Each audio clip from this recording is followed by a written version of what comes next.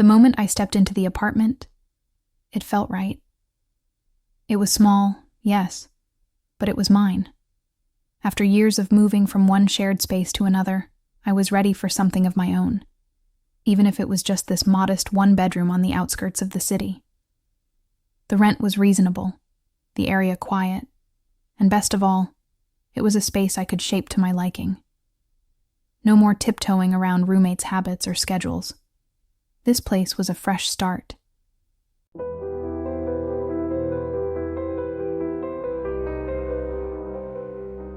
The building itself was older, maybe from the 1970s, with the usual quirks of an aging structure. The hallway leading to my door smelled faintly of cleaning products and mildew, the paint peeling slightly at the edges, but I figured I could live with it. It added character, I thought. The apartment had a certain charm, too. Wooden floors, a decent kitchen, a view of the tree-lined street below. Nothing fancy, but comfortable. The first night after I moved in, I went through the usual ritual of unpacking boxes and arranging furniture. The work was exhausting, but satisfying. The routine of it kept my mind occupied, and by the time I finished, I was too tired to do anything but fall into bed. As I lay there, staring up at the ceiling, I could hear the muffled sounds of the building around me, the hum of distant traffic, footsteps from the apartment above, and the occasional creak of the walls settling. It was normal. Old buildings made noise, I reminded myself. That's just how it is. But there was one sound that stood out. It was faint, barely noticeable at first, like a soft rhythmic pulse. At first, I thought it was coming from outside, maybe from the heating system or plumbing. I turned on my side, trying to ignore it. Moving into a new place can be disorienting, especially when you're not used to the sounds of the building. Eventually, exhaustion won out, and I drifted off. The next few days were uneventful. I settled into my new routine, going to work, coming home, and slowly making the apartment feel like mine. I found a local cafe down the street, started exploring the neighborhood a bit, and even managed to meet one or two of my neighbors. Everyone was polite but kept to themselves.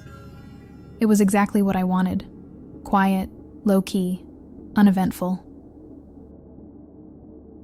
But that sound, that faint, rhythmic pulse, kept coming back. At first, I only noticed it at night, when the apartment was still, and there was nothing else to distract me. I'd be lying in bed, trying to relax, and there it was, a steady, almost mechanical rhythm, like breathing. It was faint enough that I could almost ignore it, but persistent enough that once I noticed it, I couldn't unhear it. One night, after a particularly long day at work, I found myself lying awake again, listening to that sound. It seemed to move, or maybe it was just my imagination, but I could swear it wasn't coming from one fixed place. It shifted, first near the bedroom, then closer to the living room, but every time I got up to investigate, it stopped. I checked the windows, thinking maybe it was something outside, but there was nothing out of the ordinary, just the usual sounds of the city, muffled and distant. I started to rationalize it. The building was old, after all. Maybe it was something in the walls, pipes, or the ventilation system. I convinced myself it was something explainable, even though I couldn't quite pinpoint where it was coming from. I told myself it didn't matter. I just needed to adjust to the quirks of the place. Besides, there was no one else around to notice it, and none of my neighbors had mentioned anything strange. But then, one evening, something happened that I couldn't ignore. I had been home for a few hours, scrolling aimlessly on my phone, the faint hum of the TV in the background. The apartment felt cozy, almost comforting, and I was beginning to feel like I was finally settling in. That's when I heard it again, that same rhythmic sound. But this time, it was louder, and for the first time, it seemed to follow me. I got up from the couch, thinking maybe I could track it down. As I walked from the living room to the kitchen, the sound seemed to shift. It was still faint, but now it was more noticeable, like someone softly exhaling just behind me. I paused, turning around, expecting to find something, anything that could explain it. But there was nothing. The apartment was empty, just as it had always been. Feeling uneasy, I turned on more lights, as if that would somehow drive away the strange sensation. I checked the vents, the windows, even the floorboards, but there was no obvious source for the sound. It wasn't coming from outside, and it wasn't some appliance or piece of furniture. It just existed. After a while, the sound seemed to fade, leaving me feeling foolish for getting so worked up over something that was probably just the building's plumbing or some other harmless quirk. Still, that night, I had trouble falling asleep. Every time I closed my eyes, I felt like I was waiting for that sound to come back, waiting to hear it again. In the following days, I tried to put it out of my mind. I threw myself into work, met up with friends, and did anything I could to avoid being alone in the apartment for too long. But no matter how busy I kept myself, that feeling of unease lingered. The sound didn't go away. It was always there, just at the edge of my awareness, especially at night.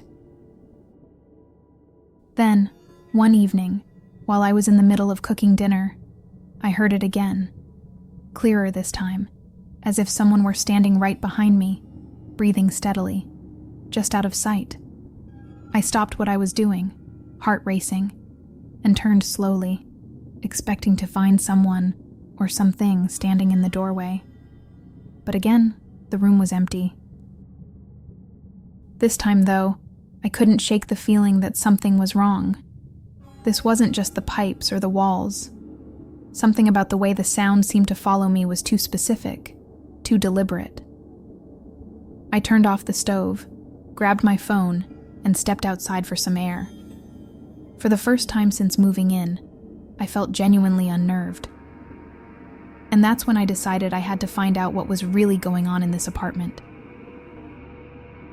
It wasn't like me to get so spooked. I wasn't the type to believe in ghosts or paranormal nonsense, and I'd never been prone to anxiety or overthinking things. But ever since that night when the sound seemed to follow me from room to room, I couldn't shake the feeling that something was off in the apartment. Rationally, I kept telling myself there was an explanation. Every old building had its quirks, right? Maybe it was the ventilation system, or maybe the walls were thinner than I thought, and I was just hearing the neighbors' movements somehow. But it wasn't just the sound itself. It was the feeling that came with it. A sensation that wasn't easy to describe, like being observed when you know no one else is there. I started wondering if my mind was playing tricks on me, but the sound was so consistent, so steady. It didn't feel like something I was imagining. The next day at work, I decided to do some digging. During my lunch break, I searched online for anything about strange noises in apartments. There were the usual results: old buildings settling, faulty pipes, drafts in poorly insulated walls, but nothing that matched the specific rhythmic pattern I was hearing. I kept digging, reading through forums and articles, but still came up with nothing definitive. I was beginning to think I was alone in this, that it was just some weird thing about the apartment I'd have to live with. But something in me couldn't let it go. That evening, when I got home, I decided I would try and trace the source of the sound more methodically. It started almost on cue. As soon as the apartment settled into its evening quiet, there it was, the soft, rhythmic pulse, like someone breathing slowly in the background. I stood in the center of the living room, trying to pinpoint where it was coming from. It felt louder tonight, or maybe I was just more attuned to it. Either way, it seemed to be everywhere and nowhere all at once. I started walking around the apartment, pausing every few steps to listen. The sound didn't get louder or softer, but it always seemed to be nearby, no matter where I stood. I checked the vents, leaning in close, trying to detect anything that might be causing it, but there was nothing. I pressed my ear against the walls, half expecting to hear a neighbor's TV or conversation, but all I could hear was the steady pulse. Growing more frustrated, I moved into the kitchen and turned off all the appliances. Maybe the refrigerator or the microwave was emitting some kind of sound I hadn't noticed before. But when everything was off, the sound was still there, unchanged. It wasn't mechanical. It was too soft, too human. Next, I decided to check the windows again. I opened each one, listening for any street noise, but the sound didn't seem to be coming from outside. I even went so far as to stand in the hallway outside my apartment, wondering if it was something in the building itself. But as soon as I closed the door behind me, the noise disappeared, leaving only the usual hum of the building. I stood there for a moment, breathing in the stale hallway air, trying to think of what to do next. I felt ridiculous. It was just a sound after all. But the longer it persisted, the more it seemed like something I needed to figure out. Not just because it was unsettling, but because I couldn't let it go. I couldn't live with this constant, unnerving presence in my home. Back inside, I resumed my search, this time moving into the bedroom. It was the one place I hadn't fully checked yet, mostly because I dreaded the idea that the sound might be strongest where I slept. I stood in the middle of the room, listening intently. And there it was again, faint but steady, like it had been all along. I crouched down, checking under the bed, even though I knew there was nothing there. The floorboards creaked slightly as I shifted my weight, but that rhythmic pulse remained constant. I moved toward the closet next, pulling the door open and rifling through my clothes and boxes, but there was nothing unusual. No hidden vents, no odd wiring, nothing. I sat down on the edge of the bed, staring blankly at the wall, feeling defeated. I had tried everything, and yet the sound persisted, as if it was mocking my attempts to understand it. And then I realized something. I had been trying to track it down physically, like it was a problem I could solve by moving things around or turning off devices. But what if it wasn't something in the apartment? What if it was something in the apartment's history? The thought made my skin prickle. I didn't like the direction my mind was going, but I couldn't ignore the fact that nothing I had done so far made a difference. I grabbed my laptop and sat at the kitchen table, determined to find out more about the building. It didn't take long to track down basic information.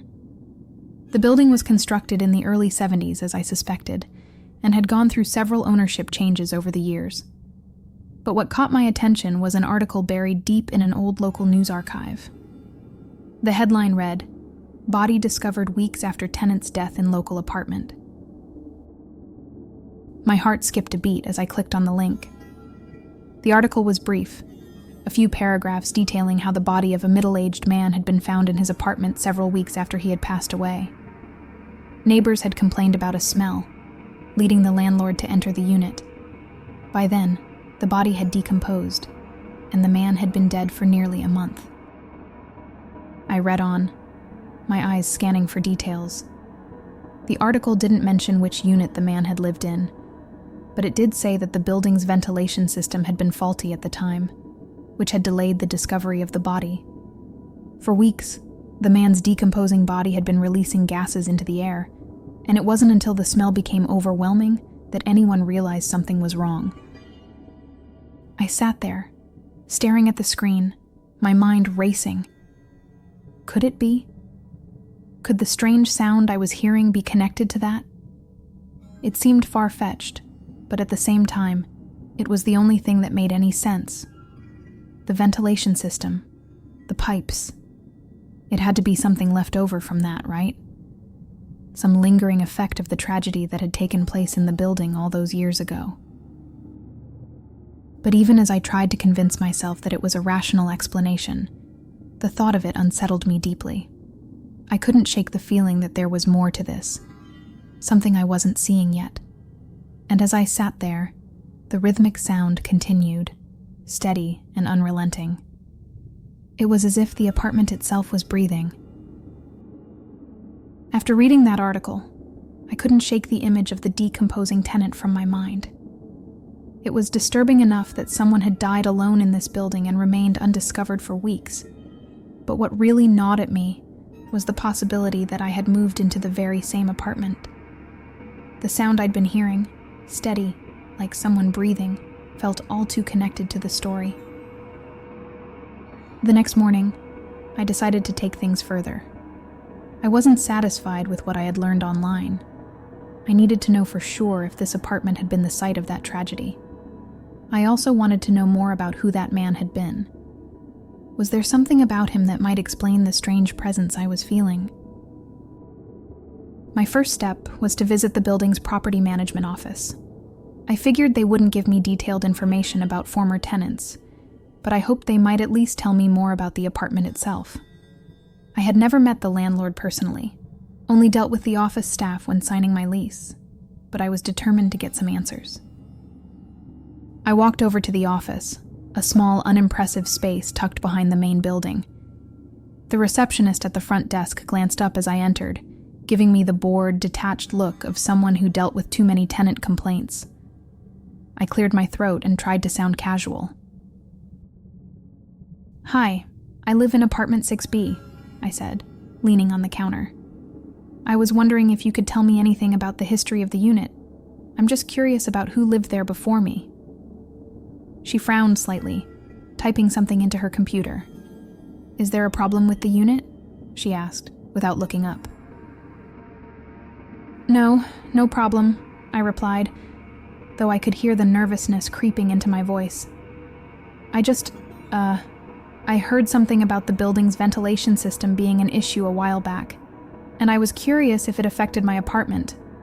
I like to know the history of places I live, you know?" The receptionist hesitated, her fingers still hovering over the keyboard. "The building's old," she said, in a tone that suggested she didn't want to deal with whatever concern I might bring up next. "There have been repairs over the years, sure, but we take care of any major issues. If you're having a problem, I can send maintenance." I shook my head quickly. "No, it's not that. It's just... Was there ever an incident in that apartment? Like, did something happen to a former tenant?" Her eyes flickered with something like recognition. She glanced at the screen in front of her again, then back up at me, her expression guarded. "I'm not really supposed to share details about previous tenants," she said slowly, choosing her words carefully. "But there was an incident. It was a long time ago." I leaned in, my curiosity growing. "An incident? What kind?" The receptionist glanced around, as if checking to see if anyone else was listening. Then, lowering her voice, she said, "A man passed away in the apartment a few years ago. Natural causes, I believe, but he wasn't found for a while. There was an issue with the ventilation system at the time, and..." She trailed off, clearly uncomfortable discussing it further. So, it was true. My stomach twisted as I realized I had been right. I was living in the same apartment where that man had died. I thanked the receptionist and left the office, my mind racing. I had the confirmation I needed, but it didn't make me feel any better. In fact, it only made things worse. The idea that I had been hearing something connected to that man, or to his death, was too unsettling to ignore now. I couldn't just write it off as pipes or ventilation noises anymore. There was a connection between the sound and the history of the place, even if I couldn't fully explain it yet. Back in the apartment, I found myself more aware than ever of the space around me. Every corner, every wall felt heavy with the knowledge of what had happened here. I tried to keep myself busy, telling myself it was all in my head, but the sound was there again that night, steady and rhythmic, as if something was lingering just beneath the surface of normal life. That night, I barely slept. My thoughts kept returning to the article, to the details the receptionist had confirmed. I found myself wondering about the man who had died here. Who was he? How had he ended up alone, unnoticed for so long? I tried to picture his final moments. Did he know he was going to die? Had he tried to call for help, but no one heard him? The next morning, I decided I needed more information. I had to understand the full story. I couldn't keep living in this apartment with these half-formed suspicions lurking in the back of my mind. So, I turned back to the internet, this time searching more specifically for details about the man's death. It took a while, but I eventually found a few more references to the incident. The man's name was Michael Harris. He had been in his late 50s, lived alone, and from what I could gather, had no close family or friends nearby. His death had gone unnoticed for weeks, and by the time the building staff had discovered him, his body had already begun to decompose. The article mentioned that neighbors had complained about the smell, but it wasn't until the stench became overwhelming that anyone thought to check on him. Reading about Michael Harris sent a chill through me. The idea of dying alone, with no one to care or notice, was horrifying in itself. But something about the way the article described the discovery of his body stuck with me. It mentioned that the ventilation system had been pumping air from his apartment into the rest of the building, which was why it had taken so long for anyone to realize something was wrong. I thought back to the sound I had been hearing, the rhythmic, breathing-like pulse. Could it really be that simple? Was I hearing something left over from that faulty ventilation system? Maybe it wasn't supernatural after all. Maybe it was just the remnants of old air, trapped in the ducts, still circulating through the building. But even as I considered that explanation, I couldn't shake the sense that there was more to it. I couldn't ignore how specific the sound felt, how it seemed to follow me, to shift in intensity depending on where I was in the apartment. It wasn't just an ambient noise. It felt alive. That evening, I made a decision. I couldn't live like this, constantly wondering and second-guessing myself. I needed to confront whatever was happening, once and for all.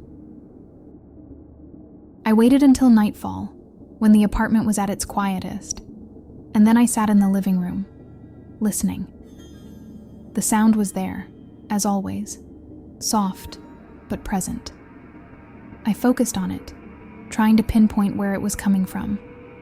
It was faint at first, but after a few minutes it grew louder, more distinct. I stood up and began to follow it, moving slowly through the apartment, from the living room to the kitchen, then back to the bedroom. The sound seemed to move with me, just as it had before. But this time I wasn't going to let it scare me. I was going to face it head on. And then, as I stood in the doorway of the bedroom, something strange happened. The sound stopped. Complete silence filled the room. And for the first time, I felt truly alone in my apartment. That silence was heavier than any noise I had ever heard. It pressed against me, thick and suffocating, as if the absence of the sound was more oppressive than its presence had ever been.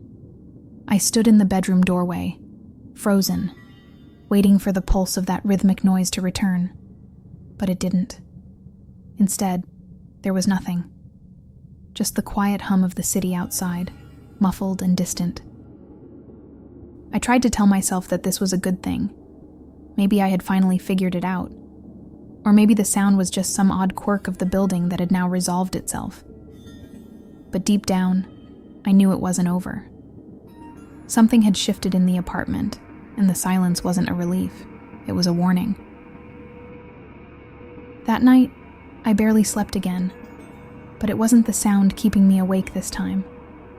It was the absence of it, the way the apartment felt unnaturally still, like it was holding its breath.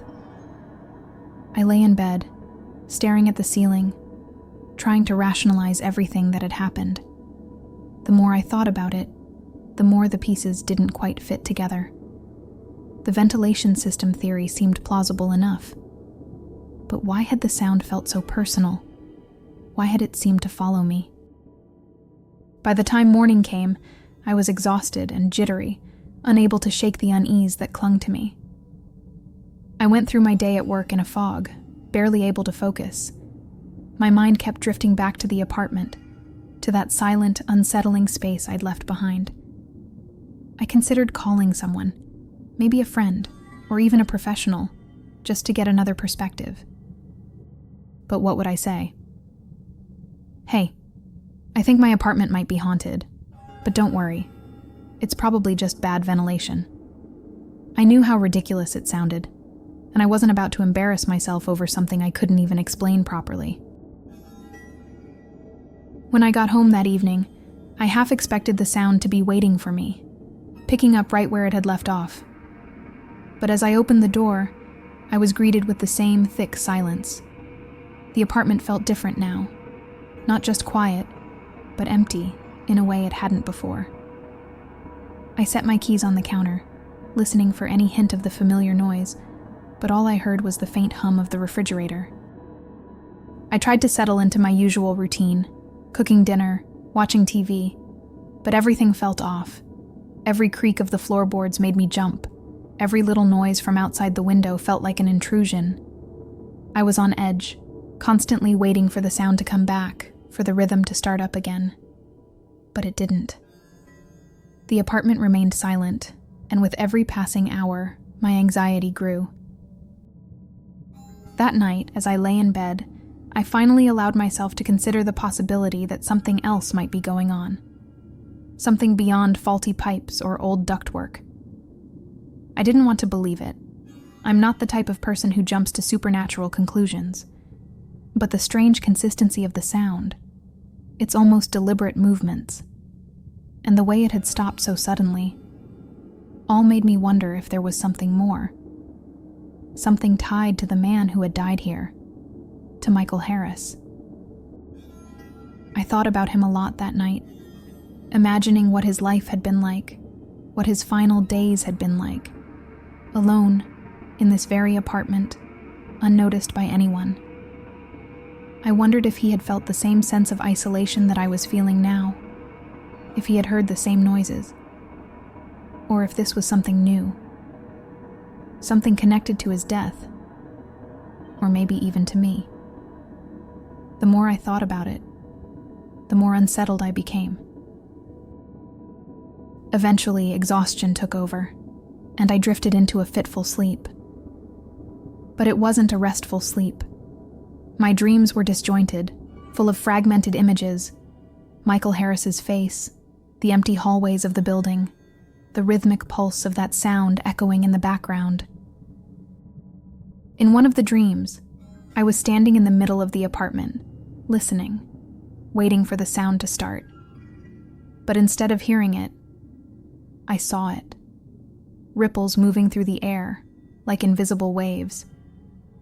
And in the middle of those ripples was a figure, standing perfectly still, watching me. I woke up in a cold sweat, my heart pounding, the apartment still dark and silent around me. I lay there, disoriented, trying to shake the feeling of the dream. But it clung to me. The figure, the ripples, it felt too real, too vivid. I rubbed my eyes and glanced at the clock. It was just after 3 a.m. That's when I heard it. It started quietly at first, so faint I almost thought I was imagining it. But as I lay there, holding my breath, it grew louder. The same rhythmic pulse, steady and soft, just like before. It was back. I sat up in bed, my heart racing again, and listened. The sound wasn't coming from the bedroom this time. It was coming from the living room. I swung my legs over the side of the bed and stood up, moving slowly toward the door. The sound grew louder as I got closer, still soft, but now unmistakable. It was as if someone was standing just beyond the living room, breathing slowly, deliberately. I stepped into the hallway, my feet moving almost on their own. My mind was racing, trying to make sense of it, but nothing added up. I wasn't scared exactly, but I was tense, every muscle in my body on high alert. I told myself I was going to confront it, whatever it was. There had to be an explanation. As I reached the living room, the sound seemed to shift, like it was moving again, just beyond the edge of my awareness. I stopped in the middle of the room, standing perfectly still, and listened. The pulse was steady now, louder than before, but still soft enough that it felt distant, like it was coming from just beyond the walls. And then, as suddenly as it had started, the sound stopped again. I stood there in the middle of the living room, surrounded by silence, my breath shallow and my pulse racing. I didn't know what to do. I had no idea where the sound had gone, or why it had stopped. All I knew was that it had come back, and this time it felt different, more deliberate, more aware. I glanced around the room, searching for anything out of place, but everything looked normal. Just my furniture, my belongings, the same space I had been living in for weeks. But something had changed. I could feel it in the air, in the way the silence seemed to press against me, almost suffocating. I was no longer alone in the apartment. I backed slowly out of the living room, retreating to the hallway, my eyes scanning the space around me. Every instinct told me to leave, to get out of the apartment and figure this out from a safe distance. But I didn't move. I couldn't. Something was keeping me there, holding me in place, as if I needed to see this through, to find out what was really happening. I stood in the hallway for what felt like an eternity, listening, waiting for the sound to return. But it didn't. The silence remained, thick and heavy, wrapping around me like a blanket. And then, just as I was about to turn and go back to bed, I heard something new. It wasn't the rhythmic pulse this time. It was a soft creak, like the sound of a floorboard shifting under the weight of something, or someone. I turned slowly, my heart in my throat, and saw it. There, in the doorway of the bedroom, stood a figure. It was faint, almost like a shadow, but it was there, unmoving, watching me. For the first time since this whole thing started, I felt real fear, the kind of fear that grips you so tightly you can't move, can't think, can't breathe. And in that moment, I knew. Whatever had been making that sound wasn't just in the walls. It was here with me. For a moment, I couldn't move. I stood frozen in the hallway, staring at the figure in the bedroom doorway. My brain struggled to process what I was seeing, to fit it into the realm of reality, but nothing about this felt real. The figure was just standing there, barely more than a shadow, its shape indistinct but unmistakably human. Every rational part of me wanted to believe it was a trick of the light, a figment of my sleep-deprived mind. Maybe I was still dreaming, caught in the fog of that strange half-sleep state where everything feels off but plausible. But this wasn't a dream. The figure didn't move, but its presence was palpable, like the weight of eyes on you when someone is staring, that invisible pressure in the air that makes your skin crawl. I took a step back, my breath coming in shallow, uneven bursts, trying to force myself to think clearly. I should have run. I should have turned and bolted out of the apartment, but my legs didn't cooperate. Fear had a grip on me now, squeezing tighter with every second that passed. My mind raced through possibilities, desperate for an explanation. An intruder, a shadow, a reflection. But none of them made sense. I blinked hard, my vision blurring slightly as I did, and for a split second, the figure seemed to waver, almost like it wasn't fully solid, but it was still there, still watching. A sudden thought hit me like a bolt of lightning. Michael Harris, Was this him? Was this what was left behind, lingering in the apartment after his death? The rational part of me recoiled at the idea, but after everything that had happened, the sound, the strange feelings, the way the apartment seemed to change, it was hard to shake. The figure had to be connected to him. There was no other explanation. I stood there in shock, struggling to find the nerve to react. After what felt like forever, I finally pushed myself to say something. "Who are you?" My voice came out quieter than I intended, barely more than a croak, but it was enough to break the silence. The figure didn't move, didn't respond. It just stood there, a dark shape in the doorway, like it was waiting for something. The stillness of it was almost worse than if it had moved. There was something unnatural about how it just remained, motionless, without a sound.